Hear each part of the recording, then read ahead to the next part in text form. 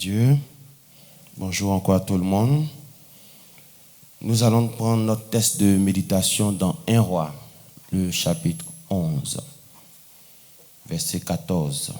1 Roi, chapitre 11, verset 14. Voici notre texte du jour. L'Éternel suscita un ennemi à Salomon, Hadad, l'Édomite de la race royale d'Édom. Amen. On va descendre encore verset 23.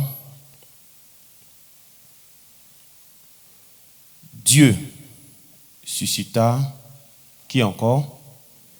Un autre ennemi. Amen. Je veux t'encourager ce matin à t'attacher à Dieu. Il faut t'accrocher à Dieu. Il ne faut pas t'accrocher à tes problèmes. Il ne faut pas t'accrocher à ta situation difficile.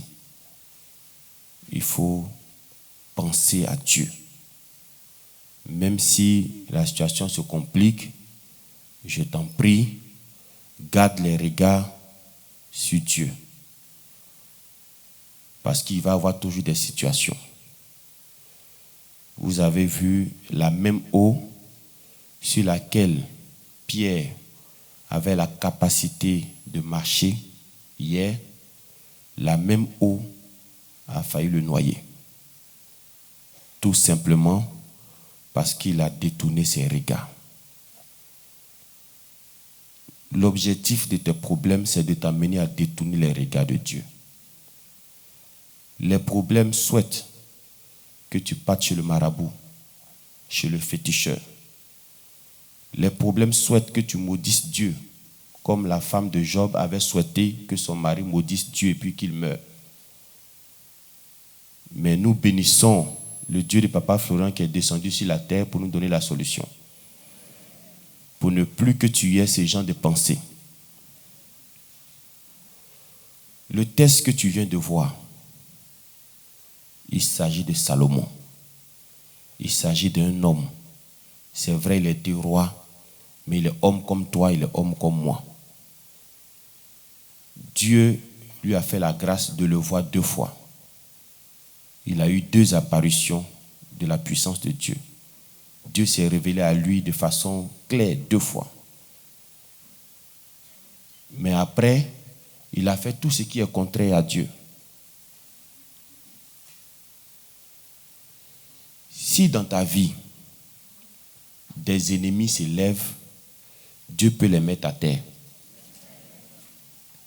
Mais si c'est Dieu lui-même qui suscite des ennemis contre toi, il faut me dire qui va combattre ces ennemis-là. On a lu 2 versets. Le premier verset était catastrophique parce que Dieu a envoyé un ennemi contre Salomon. Et puis l'ennemi que Dieu a envoyé contre Salomon, Salomon lui-même n'est pas au courant que Dieu a envoyé un ennemi. Salomon lui-même ne sait pas que c'est Dieu qui a envoyé un ennemi là. Si tu ne sais pas, qu'est-ce que tu vas faire? Tu vas prier. Tu vas dire, Seigneur, tue mon ennemi. L'ennemi là ne va pas mourir, c'est moi qui te dis ça. Seigneur, le feu sur mon ennemi, aucun feu ne va tomber sur lui. Parce que lui qui doit faire descendre le feu là, c'est lui-même qui a envoyé l'ennemi là. Et puis tu ne sais pas. On va encore au verset 23. Je pense que Dieu va combattre l'ennemi. On nous dit encore que Dieu a envoyé autre ennemi encore. Donc verset 14, ça n'a pas suffi. On a envoyé encore verset 23. Tout ça sur Salomon parce que simplement, il ne veut pas faire la volonté de Dieu. Frères et sœurs, le secret de ta force, le secret de ta réussite réside dans ton obéissance à Dieu. Je te dis la vérité. Parce que tu peux prier, mais et si jamais l'ennemi qui est là, c'est Dieu qui l'a mis?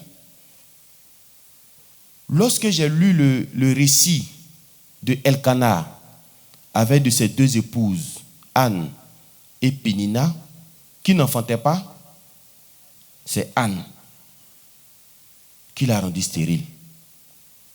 Qui l'a rendu stérile? C'est Dieu. C'est Dieu qui l'a rendu stérile. Quand on a un problème, c'est chez qui on s'en va? C'est pas chez Dieu on s'en va. Maintenant, si lui t'a rendu stérile, là, qui va te donner la fécondité? Ta force, ton pouvoir réside dans ton obéissance. Si vous prenez deux personnes, une qui prie à longueur de journée et puis qui n'a pas une obéissance vis-à-vis de Dieu, vous allez voir que celle qui ne prie pas 5 fois par jour, là, mais qui a une obéissance envers Dieu, là, sera plus exaucée. Parce que tout réside dans l'obéissance. Lui, il a vu Dieu. Qui n'a pas envie de voir Dieu ici? Mais Dieu lui a dit, ce que je vais te faire là, ce que moi, Dieu, je vais te faire là. Mais à cause de ton papa, il y a des choses que je ne ferai pas de ton vivant, toi Salomon, à cause de David, ton père. Sinon, c'est ce que j'ai envie de te faire. Amen. Est-ce que ça peut aller? Ce que je veux te dire, c'est que Dieu est prêt pour nous. Mais si ton obéissance plaît à Dieu, tu as tout gagné. Des ennemis peuvent se lever de partout, dans ta maison, dans ta famille, dans ton travail. C'est pour ça que la Bible dit que si Dieu est avec nous, qui sera contre nous? C'est-à-dire tout ennemi, lui, les fait tomber. Mais il faut faire en sorte que Dieu lui-même ne te crée pas des ennemis. Fais en sorte que lui-même ne te donne pas maladie. Parce que Dieu donne maladie. Autant il a rendu Anne stérile, autant il donne maladie aux gens. C'est pour ça qu'il est bon de s'attacher à lui plutôt que de s'attacher à l'homme. C'est pour ça qu'il est bon d'obéir à Dieu plutôt que d'obéir à l'homme. Sinon, la force du chrétien, là, ce n'est pas la prière. Ce n'est pas jeûne. La force du chrétien, c'est son obéissance à Dieu. Plus tu vas obéir, plus tu vas dégager tous les ennemis qui sont autour de toi. Je vous pose une dernière question. Si Salomon, tout de suite, il se répand, il dit, ah Seigneur, je te demande pardon, parce que là, dans ce test, il a pris 700 femmes. Et puis les copines, c'était 300. Ça fait 1000 pour un garçon. Bon, ça c'est parenthèse. Ce qui n'a pas plu à Dieu, ce n'est même pas les femmes là même. Mais chaque femme est venue avec son Dieu. Et puis lui, malgré Dieu qu'il a vu, il laisse ce Dieu et puis s'adorer Dieu des femmes là. Mais si tout de suite il dit à Dieu que je ne fais plus ça encore, j'arrête d'adorer Dieu de ces femmes, qu'est-ce que Dieu va faire maintenant pour lui? Il va lui pardonner. Et puis les ennemis que Dieu a créés là, Salomon va comprendre que ce n'est pas prière qui va faire que l'ennemi va quitter. Est-ce que là on a besoin de jeûne?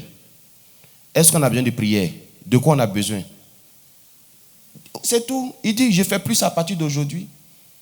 Donc il y a des situations qui sont dans notre vie qui attendent que tu dises simplement, à partir d'aujourd'hui, moi je ne fais plus ça.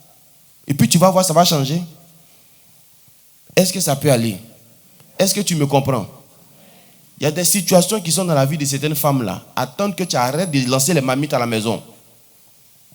Tu dois arrêter de casser tout à la maison. Sinon, si tu veux, il faut prier, il faut chanter, il faut gêner, ça ne va pas changer. Obéissance à Dieu. Et le Dieu que tu viens de découvrir aujourd'hui, c'est un Dieu tout-puissant. Il n'aime pas crédit. Si tu lui obéis, quelle que soit la montagne de tes ennemis, il va les descendre un à un.